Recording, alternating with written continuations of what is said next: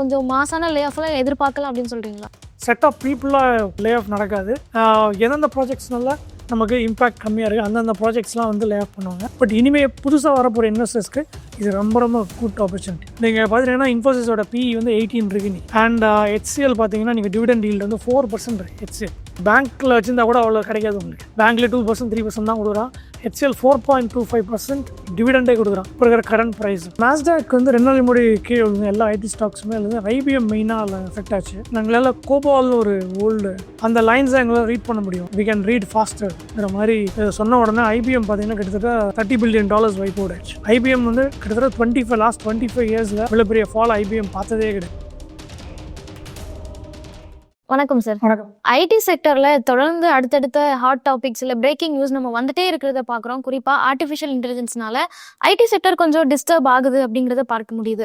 So அவங்க பிஸ்னஸில் இது எந்த அளவுக்கு இம்பாக்டை ஏற்படுத்துது அப்படிங்கிறதுக்கு முன்னாடி ஸ்டாக்ல டெய்லி நம்ம ஆப்வியஸாக பார்க்க முடியுது. ID index on the whole ஒரு டவுன் ட்ரெண்டை சந்திச்சுட்டே இருக்கிறத பார்க்குறோம். ஸோ பேசிக்காக ஐடி செக்டரில் என்ன நடந்துட்டு இருக்கு, நாங்கள் ஐடி ஸ்டாக்ஸ்லேயோ இல்லை செக்டர்ஸ்லேயோ பார்க்குற இந்த டவுன்ஃபால் அப்படிங்கிறது ஒரு ஷார்ட் டேர்ம் தான் அப்படின்னு புரிஞ்சுக்கலாமா, இல்லை லாங் டேர்மில் பிரச்சனை இருக்கா? ஸோ ஃபஸ்ட்டு வந்துட்டு ப்ளகின்ஸ் பண்ணாங்க. அதாவது ஆந்த்ரோபிக் ஒரு லான்ச் ஒன்று பண்ணாங்க. அதில் வந்து ப்ளகின்ஸ் ரிலீஸ் பண்ணாங்க. அதில் வந்து ஒரு இண்டஸ்ட்ரிக்கு மாதிரி ப்ளகின்ஸ் ரிலீஸ் பண்ணாங்க, லீகல், ஹெல்த் கேர்னு. ஸோ இந்த ப்ளகின்ஸ்லாம் யூஸ் பண்ணிங்கன்னா உங்கள் அப்ளிகேஷனுக்கு மேலே நீங்கள் 6 மாதம் இல்லை 5 மாதம் பண்ண வேண்டிய வேலை 2-3 வாரத்துலேயே நீங்கள் முடிச்சிடலாம். ஸோ இந்த இன்ஃபர்மேஷன் வந்த உடனே ரொம்ப மார்க்கெட்டில் நெகட்டிவ் இம்பேக்ட் ஆக ஆரம்பிச்சு. இது ஒரு ரீசன். ரெண்டாவது ரீசன் பார்த்தீங்கன்னா பாலண்டியர்னு இன்னொரு கம்பெனி.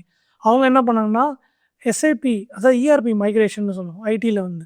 ஸோ அதெல்லாம் பண்ணுறதுக்கு ஜென்ரலாக ஒரு ப்ராஜெக்ட் வந்து 1 இயருக்கு மேலே 1 இயர் 2 இயர்ஸ் ஆகும் ஜென்ரலாக ERP மைக்ரேஷன் பண்ணுறாங்கன்னா. அவங்க என்ன பண்ணாங்க, பாலண்டியர் வந்து எங்களோட சொல்யூஷன் யூஸ் பண்ணிங்கன்னா வித்தின் 3 or 4 வீக்ஸில் என்டையர் மைக்ரேஷனை பண்ணி முடிச்சிடலாம். இது 2 நியூஸும் பார்த்தீங்கன்னா அடுத்தடுத்த நாளுங்கிற மாதிரி வந்து. ஸோ இப்போ எதனா ஆச்சுன்னா ஒரு கிட்டத்தட்ட நீங்கள் ERP மைக்ரேஷன் ரொம்ப காம்ப்ளிகேட்டடானது. ஸோ பாலண்டியர் வந்து அதை நான் ஃபியூ வீக்ஸ்லேயே முடிச்சிடலாம் என்னோட சொல்யூஷன் வச்சு அப்படின்னு சொல்கிறப்போ என்னன்னா மார்க்கெட்டில் ரொம்ப இம்பேக்ட் ஜாஸ்தியாக இருந்தது. இது இந்தியாவில் மட்டும் கிடையாது. இதுக்கு முன்னாடி நீங்கள் பார்த்தீங்கன்னா நாஸ்டாக் ஏறிட்டு இருக்கும், இந்தியா ஐடி ஸ்டாக்ஸ்லாம் கீழே விழுந்துருக்கும். கரெக்டாக இந்த 2 நியூஸ் வந்ததுக்கப்புறம் நாஸ்டாக்லேயே ஸ்டாக்ஸ் கீழே விழ ஆரம்பிச்சு. ஃபார் எக்ஸாம்பிள் SAP இது மாதிரி நிறைய ஸ்டாக்ஸ் வந்து நாஸ்டாக்லேயே கீழே விழ ஆரம்பிச்சு. ஸோ இதுதான் வந்து ஸ்டார்டிங். அதாவது இப்போ நீங்கள் பார்க்குற இந்த லாஸ்ட்டாக ஐடி இண்டெக்ஸ் வந்து கிட்டத்தட்ட ஒரு 42,000லேருந்து 30,000 வந்துடுச்சு. ஸோ இது வந்து 12,000 பாயிண்ட்ஸ் டவுன் ஆயிருக்கு. கிட்டத்தட்ட நீங்கள் 30% இண்டெக்ஸே டவுன் ஆயிருக்கு. இந்த இண்டெக்ஸ் 30% டவுன் ஆனதுக்கு மெயின் ரீசன் வந்து இந்த 2 அனௌன்ஸ்மெண்ட் 2 வாரத்துக்கு முன்னாடி வந்தது. அதுதான் வந்து இந்த ஃபாலை வந்து ஸ்டார்ட் பண்ணி விட்டுது ஆக்சுவலாக. ஓகே, இந்த 2 ரீசன் சொல்கிறோம், இதனால ஃபால் ஸ்டார்ட் ஆயிடுச்சு அப்படிங்கிறதையும் பேசுகிறோம். பட் இதுக்கு சொல்யூஷன்ஸ் இல்லையா சார்? ஏன்னா ஐடியில் புது டெக்னாலஜி வர்றது அப்படிங்கிறது யூஸ்வலாக நடக்கிற விஷயம் தான். ஒரு ஸ்டேஜ் ஆஃப் டெவலப்மெண்ட்லேயும் புது டெக்னாலஜி வந்துட்டே தான் இருந்திருக்கு. ஸோ ஏன் இவ்வளோ பெரிய த்ரெட்டாக மாறி இருக்கு? ஸோ இதுக்கு முன்னாடி நம்ம பேசியிருக்கோம் டிரான்ஸ்ஃபர்மேஷன் வந்து. நான் ஐடியில் தான் ஒர்க் பண்ணேன் 25 இயர்ஸ். அதுக்கப்புறம் தான் நான் ஃபினான்ஷியல் பிளானராக மாறினேன். ஸோ இதுக்கு முன்னாடி நிறைய டிரான்ஸ்ஃபர்மேஷன் நடந்திருக்கு. பட் அதெல்லாம் வந்து எப்படி இருக்குன்னா, நீங்கள் பண்ணுற வேலையை இன்னும் கொஞ்சம் ஃபாஸ்ட்டாக பண்ணலாம், இல்லை ஏதாவது ஒரு ஓல்டு டெக்னாலஜியை மாற்றிட்டு அது மேலே நீங்கள் பண்ணுற மாதிரி இப்படி தான் இருந்துருக்கு. இப்போ நடக்கிறது என்னென்னா கம்ப்ளீட்டாக ஹியூமனை ரீப்ளேஸ் பண்ணுற மாதிரி இருக்குது.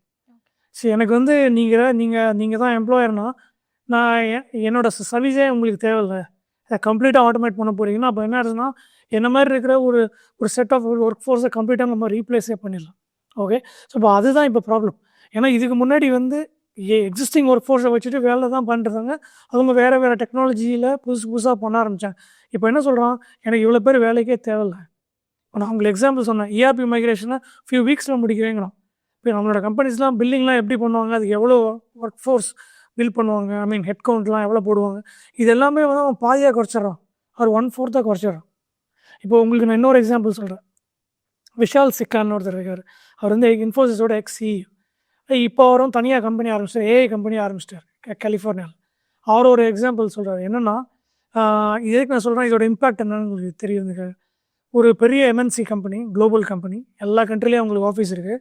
அவங்களுக்கு வந்து மிடில் ஈஸ்ட்டில் வந்து பிஸ்னஸ் வந்து அந்த அளவுக்கு சரியாக போகல. ஓகே, ஸோ மிடில் ஈஸ்ட்டை வந்து பிஸ்னஸை க்ளோஸ் பண்ணணும்.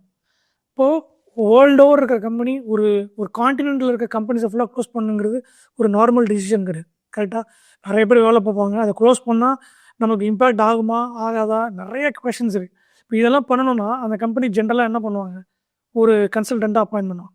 இது மாதிரி அனலைஸ் பண்ணுங்கள், இந்த டிவிஷனை மிடில் ஈஸ்ட்டில் இருக்கிற என்னோடய கம்பெனிஸை ஃபுல்லாக நான் க்ளோஸ் பண்ணணுமா வேண்டாமான்னு. ஸோ அவங்க வந்து என்ன பண்ணுவாங்க, ஒரு 6 மாதம் நான் 1 இயர் ஸ்டடி பண்ணி ஒரு ரிப்போர்ட் கொடுப்பாங்க.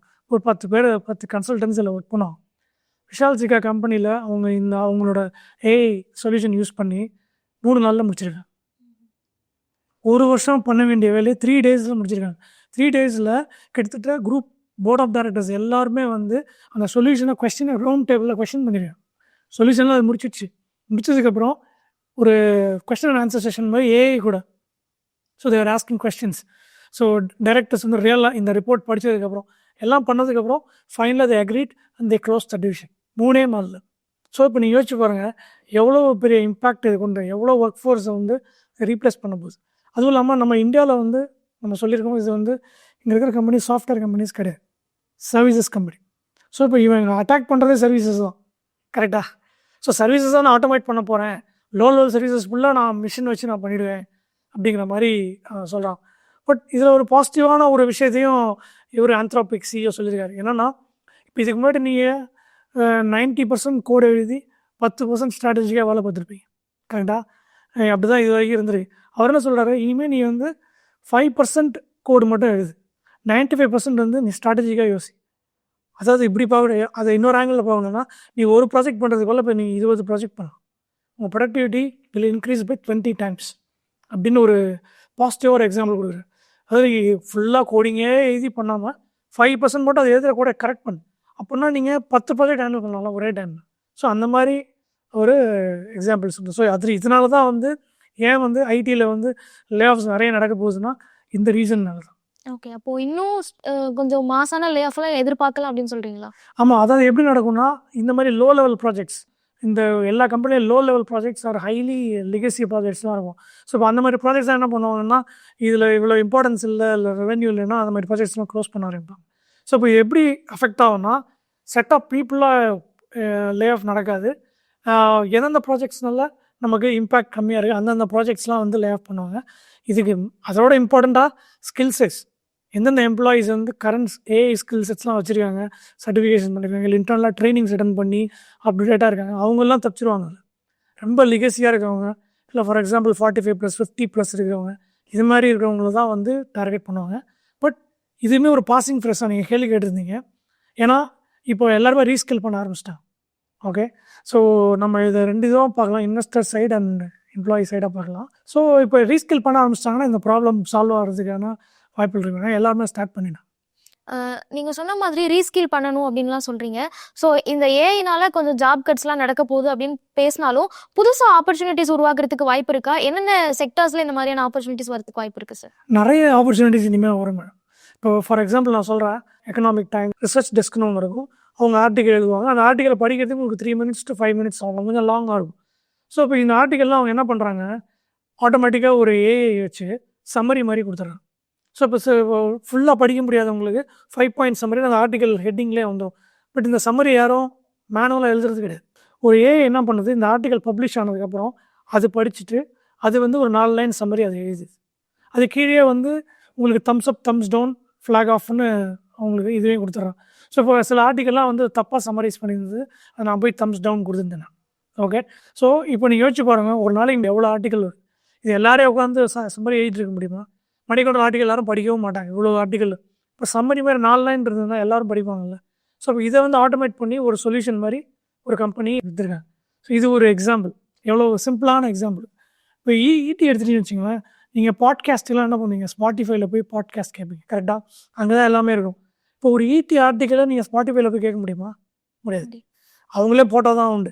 இப்போ அவங்க ஈடியில் என்ன பண்ணுறாங்கன்னா, ஒரு இது மாதிரி லாங் ஆர்டிக்கலுக்கு அவங்களே வந்து ஆடியோ கிளிப் மாதிரி ஒன்று கொடுத்துட்றாங்க. இது ஏஏ ஜென்ரேட் பண்ணுது. ஸோ நான் பைக் ஓட்டுறேன், காரில் போகிறேன்னா இந்த ஆர்டிக்கலை படிக்கிறதுக்கு பதிலாக நான் ஜஸ்ட் அதை கொண்டு கிளிக் பண்ணிட்டேன்னா அதுவே எனக்கு இதை படித்து எனக்கு என்னன்னு சொல்லிடும். ஸோ இந்த மாதிரி நியூ சொல்யூஷன்ஸ் நிறைய வர ஆரம்பிக்கும். அண்ட் நிறைய சின்ன சின்ன கம்பெனிஸ் இப்போ ஃபார்ம் ஆகிட்டுருக்கு மேடம்.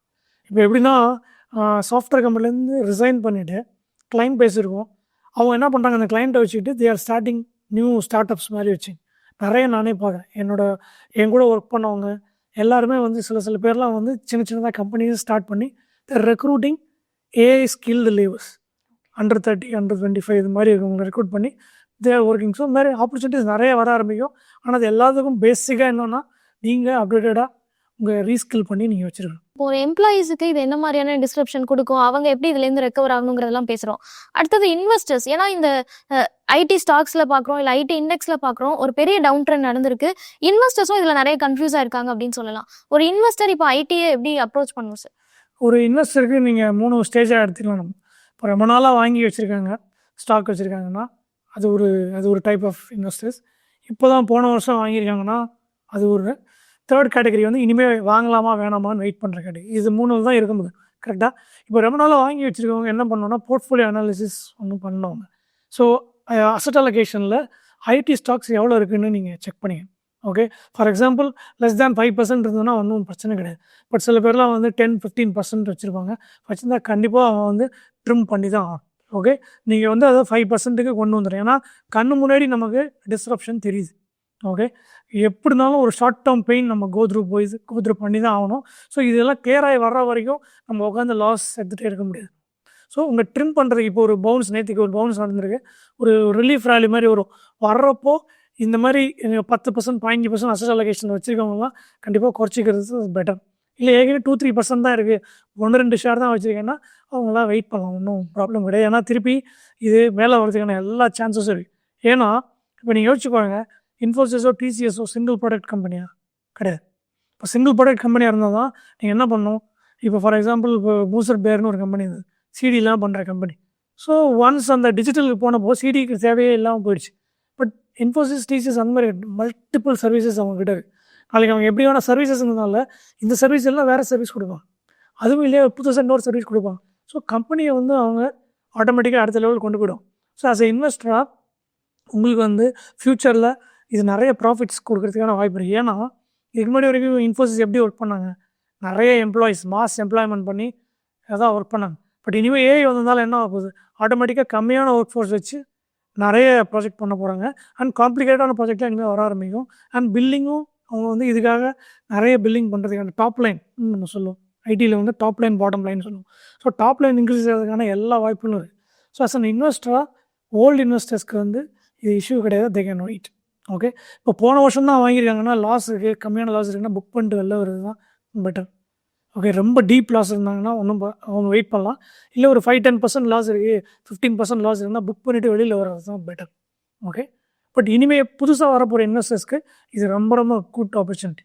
ஏன்னா நீங்கள் பார்த்தீங்கன்னா இன்ஃபோசிஸோட பிஇ வந்து 18 இருக்கு நீ. ஓகே, அண்ட் ஹெச்சிஎல் பார்த்தீங்கன்னா நீங்கள் டிவிடெண்ட் ஈல்டு வந்து 4% இருக்குது. ஹெச்சிஎல் நீங்கள் பேங்க்கில் வச்சுருந்தா கூட அவ்வளோ கிடைக்காது உங்களுக்கு. பேங்க்ல 2%, 3% தான் கொடுக்குறான். ஹெச்சிஎல் 4.25% டிவிடெண்டே கொடுக்குறான் இப்போ இருக்கிற கரண்ட் ப்ரைஸில். ஸோ நியூவாக வரப்போகிற இன்வெஸ்டர்ஸ் வந்து அந்த நியூவாக வாங்கணும்னு நினைக்கிறவங்க இப்போலேருந்து கொஞ்சம் கொஞ்சமாக சின்ன சின்ன லாட்டாக வாங்க ஆரம்பிக்கிறது நல்லது. ஏன்னா அவங்களுக்கு நல்ல ஆப்பர்ச்சுனிட்டி இப்போ இருக்குது. ஸோ ஆஸ் அ இன்வெஸ்டராக இது வந்து ஒரு பீரியட் ஆஃப் டைம் நல்ல ரிட்டர்ன் கொடுக்குது. ஏன்னா நம்மளோட ப்ராப்ளமே ஜாஸ்தியான எம்ப்ளாயி வச்சு கம்மியான பிஸ்னஸ் பண்ணிருந்தோம், இது இனிமேல் தலைகீழாக மாறும். கம்மியான எம்ப்ளாயி வச்சு நிறைய பிஸ்னஸ் பண்ணுறதுக்கான எல்லா ஆப்பர்ச்சுனிட்டியும் இப்போ இருக்குது. ஸோ ஐடியில் நடந்துட்டு இருக்கிற இந்த ஒரு டிஸ்ரப்ஷன் அப்படிங்கிறது எம்ப்ளாயீஸை விட இன்வெஸ்டருக்கு கொஞ்சம் பாசிட்டிவ் நோட்டில் இருக்குன்றீங்களா? ஆமாம், இன்வெஸ்டர்ஸ்க்கு இது பாசிட்டிவ் நோட் தான். ஏன்னா இது ஒரு பீரியட் ஆஃப் ஒரு ஷார்ட் டேர்ம் பெயின் தான். ஏன்னா இதுக்கு முன்னாடி இதுவே நடந்திருக்கு. 2017-18 ஆட்டோமேஷன் ஒரு ப்ராப்ளம் வந்து எல்லா ஐடி ஸ்டாக்கும் கீழே போச்சு. ஓகே, ஸோ ஐடி வந்து எப்பவுமே சைக்கிளிக்கல் தான், இப்படி தான் போயிட்டு தான் ஆகுது. இப்போ லாங் டேர்ம் இன்வெஸ்டராக இருந்தால் மட்டும்தான் நீங்கள் ஐடியில் காசு பண்ண முடியும். ஓகே, ஸோ அதனால் இது வந்து ஒரு பீரியட் ஆஃப் டைம். மேடம் இப்போது ஆந்த்ரோபிக் யார் ஏஐ பண்ணுறா, ஓப்பன் ஏஐ, ஆந்த்ரோபிக், பேலண்ட், இது மாதிரி ஒரு ஹேண்ட்ஃபுல் ஆஃப் கம்பெனிஸ் தான் பண்ணுறாங்க. பட் இதெல்லாம் எக்ஸிக்யூட் பண்ணுறதுக்கு உங்களுக்கு மேன் பவர் வேணும்ல, கரெக்டாக? இது நீங்களும் நானும் போய் எக்ஸிக்யூட் பண்ண முடியாது. இது எக்ஸிக்யூட் பண்ணணும்னா ஒரு ஸ்கில்டு ஒர்க் ஃபோர்ஸ் வேணும். அதை பண்ணுறதுக்கு வேர்ல்டில் வந்து எல்லோரும் நம்மகிட்ட தான் வந்தோம். ஸோ அதனால தான் ஒரு சிஇஓ சொல்லியிருக்காரு, வந்து இன்ஃபோசிஸ் கூட டைப் போட்டிருக்காங்க. இது மாதிரி எல்லா கம்பெனிஸும் இப்போ இந்தியன் கம்பெனிஸோட டைப் பண்ணி தேவை எக்ஸிக்யூட், ரைட்? இல்லைன்னா அவங்களுக்கு தான் ப்ராப்ளம். இப்போ ஆந்த்ரோபிக் வந்து அடுத்த வருஷம் ஐபிஓ வரப்போகுது, இந்த வருஷம் எண்டில் ஐபிஓ வரப்போகுது. அவருக்கு இன்றைக்கி ஏன் இவ்வளோ அனௌன்ஸ்மெண்ட் பண்ணுறாருன்னா அவர் ஐபிஓ வரணும். ஸோ இந்த ஏஐயோட இன்ட்ரப்ஷன் அப்படிங்கிறது இன்வெஸ்டர்ஸ்க்கு பாசிட்டிவ், எம்ப்ளாயீஸுக்கு கொஞ்சம் நெகட்டிவ் தான் அப்படிங்கிறத பேசுகிறோம். ஸோ இதை ஓவர் கம் பண்ணுறதுக்கு எம்ப்ளாயீஸ் என்னெல்லாம் பண்ணணும் சார்? மெயினாக வந்து நம்ம என்ன சொன்னோம், ரீஸ்கில். ஸோ இம்மீடியட்டாக ரீஸ்கில் பண்ண ஆரம்பிக்கணும் அவங்க. ஏன்னா இப்போ இதுக்கான சொல்யூஷன்ஸ் நிறையா வர ஆரம்பிச்சிச்சு. ஸோ நீங்கள் உங்களை ஃபஸ்ட்டு ரீஸ்கில் பண்ணிக்கணும். ரெண்டாவது வந்து நெட்வொர்க்கிங். உங்கள் கம்பெனிக்குள்ளே உங்கள் விபி உங்களோட மேனேஜருக்கு தெரியுமா என்ன நடக்க போகுதுன்னு. ஸோ அவங்களோட என்ன ரிலேஷன்ஷிப்பில் நீங்கள் இருக்கீங்க. ஸோ அதை பேஸ் பண்ணி தான் நீங்கள் லே ஆஃபீஸில் வருவீங்களா மாட்டிங்களாங்கிறது உங்களுக்கு தெரியும். ஸோ நிறைய பேர் என்ன பண்ணுவாங்கன்னா ஆஃபீஸ் போகிறோம், ஒர்க் பண்ணுறோம், வீட்டுக்கு வந்துடும், நெட்ஒர்க்கிங்கே பண்ண மாட்டாங்க. நெட்ஒர்க்கிங் ரொம்ப ரொம்ப இம்பார்ட்டன்ட் இப்போது.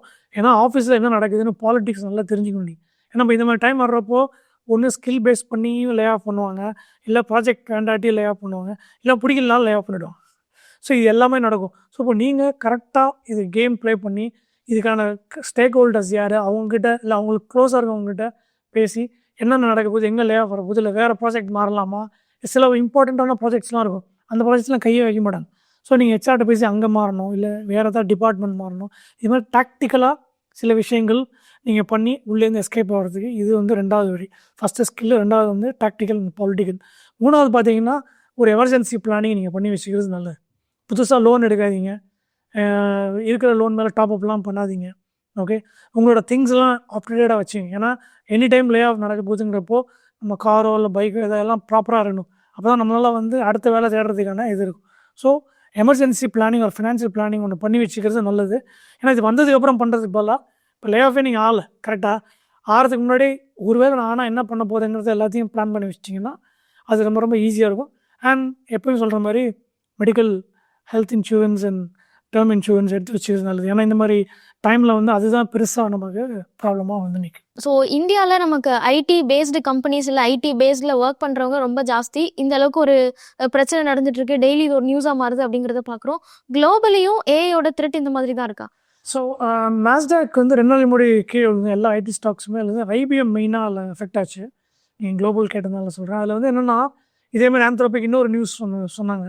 நாங்களால் கோபால்னு ஒரு ஓல்டு இது அந்த லைன்ஸை எங்களால் ரீட் பண்ண முடியும், வி கேன் ரீட் ஃபாஸ்டர்ங்கிற மாதிரி சொன்ன உடனே ஐபிஎம் பார்த்திங்கன்னா கிட்டத்தட்ட $30 பில்லியன் வைப் அவுட் ஆச்சு. ஐபிஎம் வந்து கிட்டத்தட்ட லாஸ்ட் 25 இயர்ஸில் இவ்வளோ பெரிய ஃபால் ஐபிஎம் பார்த்ததே கிடையாது. ஸோ இது எதனால் நடந்ததுன்னா, கொபால்ங்கிறது ஒரு ஓல்டு லாங்குவேஜ். அவங்க என்ன சொல்கிறாங்க, இந்த லாங்குவேஜ் எழுதுறவங்களாம் இப்போ ரிட்டையர் ஆகிட்டாங்களாம், யாரும் மார்க்கெட்லேயே கிடையாது. அண்ட் யூஎஸில் இருக்கிற most of the services programming ஃபுல்லாக இதெல்லாம் எழுதியிருக்காங்கன்னு ரிப்போர்ட்டில் சொல்கிறாங்க. எஸ்பெஷலி ஏடிஎம் மிஷின்ஸ், அப்புறம் ஏர்போர்ட்டில் உள்ள இருக்கிற கவுண்டர்ஸ் அண்ட் சர்வீசஸ் மாதிரி நிறைய எக்ஸாம்பிள்ஸ் கொடுக்குறாங்க யூஎஸ்குள்ளே. இது எல்லாமே இந்த கோபாலில் தான் எழுதியிருக்காங்க. இதெல்லாம் வந்து இன்றைக்கி ரெக்டிஃபை பண்ண ரொம்ப ரொம்ப கஷ்டம், ஏன்னா இது தெரிஞ்ச ஆளே கிடையாது.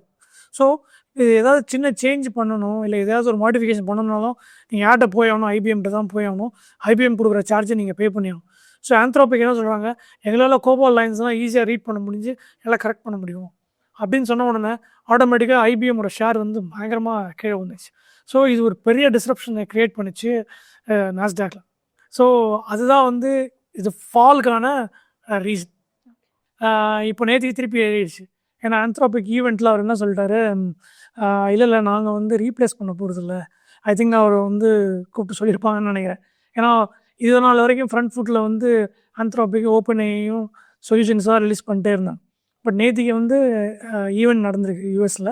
அந்த ஈவெண்ட்டில் என்ன சொல்லிட்டாங்கன்னா, நாங்கள் வந்து கண்ட்ரோல் பிளேனில் தான் இருப்போம். ஐடியில் வந்து ஒரு டேர்ம் இருக்குது, கண்ட்ரோல் பிளேன்.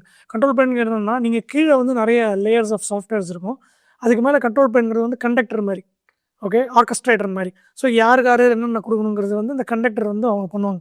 ஸோ இப்போ இவங்க என்ன சொல்கிறாங்க, நாங்கள் வந்து there will not be any existential issues, அதாவது உங்களோட எக்ஸிஸ்டன்ஸுக்கான எந்த ப்ராப்ளமும் கிடையாது.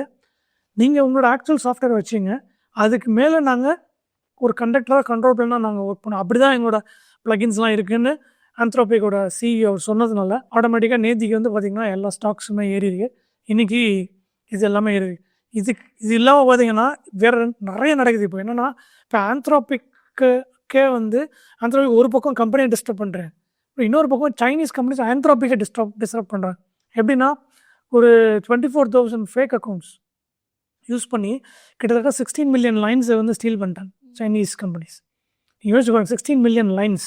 ஸோ இது வந்து ஆந்த்ரோபிக்கோட கிட்டத்தட்ட இம்பார்ட்டண்ட்டான சொல்யூஷன் இதெல்லாமே வந்து டிஸ்டிலேஷன் நம்ம சொல்லுவோம். ஸோ டிஸ்டிலேஷன் ஃபுல்லாக அவங்க எடுத்துகிறாங்க. ஸோ இப்போது அதை வந்து இப்போது ஆந்த்ரோபிக் வந்து முந்தானத்து வந்து ஒரு கம்ப்ளைண்ட் ரைஸ் பண்ணிடுறாங்க. இந்த மாதிரி சைனீஸ் கம்பெனிஸ் எஸ்பெஷலி வந்து அவங்க என்ன சொல்லியிருக்காங்கன்னா, டீப்சீக், அப்புறம் வந்து மூன் ஷாட்னு ஒரு கம்பெனி இருக்குது, அப்புறம் மினிமேக்ஸ்னு ஒரு கம்பெனி. இது 3 தான் சைனாவோட பிக்கெஸ்ட் ஏஐ கம்பெனிஸ். இப்போ நீங்கள் பேசிட்டீங்க இதெல்லாம் யூஎஸோட சொல்யூஷன் பற்றி தான் பேசிட்டு இருக்கோம். இன்னும் ஒரு வாரம் கழிச்சு இப்போ அவனுங்க அனௌன்ஸ் பண்ண போகிறாங்க. இப்போ அவங்க அனௌன்ஸ் பண்ணால் திருப்பி ஐடி கேட்கும். ஓகே, ஸோ இப்போ அவங்க என்ன பண்ணுறாங்க, அந்த 3 கம்பெனி நான் சொன்ன அந்த மெயினாக மினிமேக்ஸ் அவங்க வந்து கிட்டத்தட்ட 13,000 லைன்ஸ் கோடை வந்து 30 மில்லியன் கோடை வந்து இதுலேருந்து ஆந்த்ராபிக்லேருந்து எடுத்துருக்கான்னு சொல்லி அவர் கம்ப்ளைண்ட் ரைஸ் பண்ணியிருக்காரு.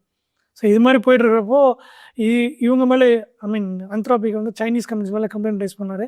இந்த கம்ப்ளைண்ட் ரைஸ் பண்ண உடனே ஈலான் மஸ்க் வந்து அவர் ஒரு ட்வீட் போட்டார். அவர் என்ன போட்டார்னா, ஏற்கனவே இருக்கிற அந்த ஆட்டோமேஷன் ரிலேட்டாக புக்ஸ்லாம் எழுதிருக்காங்களா ஆத்தர்ஸ் லாஸ்ட் 5 இயர்ஸில். ஸோ அந்த புக்ஸ் எல்லாம் வந்து க்ளாடை ரீடு பண்ணி தான் இந்த மாடல்ஸை ஜென்ரேட் பண்ணியிருக்காங்க.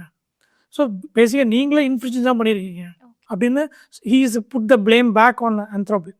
ஸோ அதனால் ஆந்த்ராபிக்கே நிறைய இஷ்யூஸ் இருக்குது, அவங்களுக்கே நிறைய லாஸ் சூட்ஸ்லாம் இருக்குது. போன வருஷமே வந்து கிட்டத்தட்ட $1.5 to $2 billion வந்து செட்டில் பண்ணியிருக்காங்க. ஸோ இந்த வருஷம் எண்டுக்குள்ளே அவர் எதையாவது பண்ணி அவர் கம்பெனியை வந்து ஐபிஓ கொண்டு வரணும். ஸோ அதனால தான் இவ்வளோ அனௌன்ஸ்மெண்ட்ஸ் வந்துட்டுருக்கு. ஸோ நிறைய பொலிட்டிக்கலாகவும் நடந்துகிட்ருக்கு, ஒருத்தர் இது பண்ணிருக்காங்க. லாஸ்ட்டாக வந்து சர்க்குலர் எக்கானமின்னு சர்க்குலர் ஃபினான்சிங்னு ஒன்று அதுவுமே நடந்துருக்கு. இந்த ஏஐ பபுள் பற்றிலாம் நம்ம பேசுகிறோம்ல, அது என்னென்னா இந்த கம்பெனிஸ் என்விடியா, ஓப்பன் ஏஐ, அப்புறம் ஆரக்கிள், இந்த ஒரு 10-15 கம்பெனி இருக்குல்ல, இவங்கெல்லாம் இவங்களே ஃபண்டிங் பண்ணிக்கிறாங்க.